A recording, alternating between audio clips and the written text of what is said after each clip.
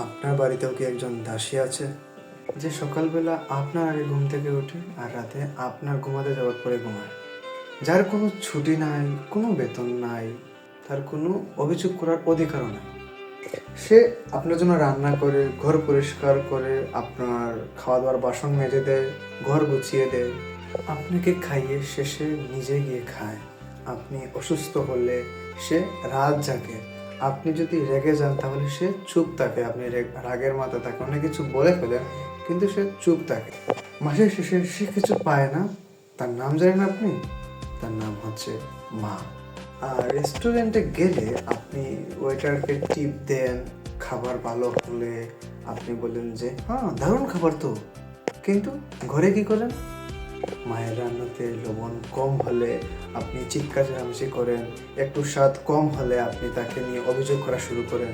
বলুন তো, আপনি কি তাকে মা হিসেবে দেখতেছেন নাকি সুবিধা মতো একজন দাসীর মতো দেখতেছেন?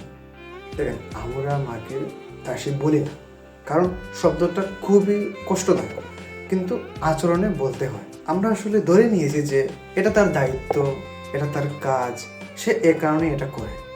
মনে রাখবেন, মা আপনার সার্ভিস সিস্টেম না, তিনি আপনার জন্মদাতা। শুধু সম্মান মুখে দেখাবেন না, সেটা তার কাজের মাধ্যমে প্রকাশও করবেন। আপনার দ্বারা যে কাজটুকু হয়, আপনি রান্না করতে পারতেছেন না, আপনি বাসন ধুয়ে দিন, আপনি ঝাড়ু দিয়ে দিন, মানে আপনি মায়ের সাথে কাজটা ভাগ করে নিন, যাতে মা সব কিছু একা না করে। আপনি ছেলে হন বা মেয়ে, এটা সবার দায়িত্ব। এটা আজই নিজেকে একটা প্রশ্ন করুন যে আমি কি মাকে ভালোবাসি, নাকি শুধু তার নিঃশর্ত সেবাটা আমি গ্রহণ করতেছি। কারণ একদিন যখন আসবে, আপনি ডাকবেন মা, তখন হয়তো উত্তরটা আর নাও আসতে পারে।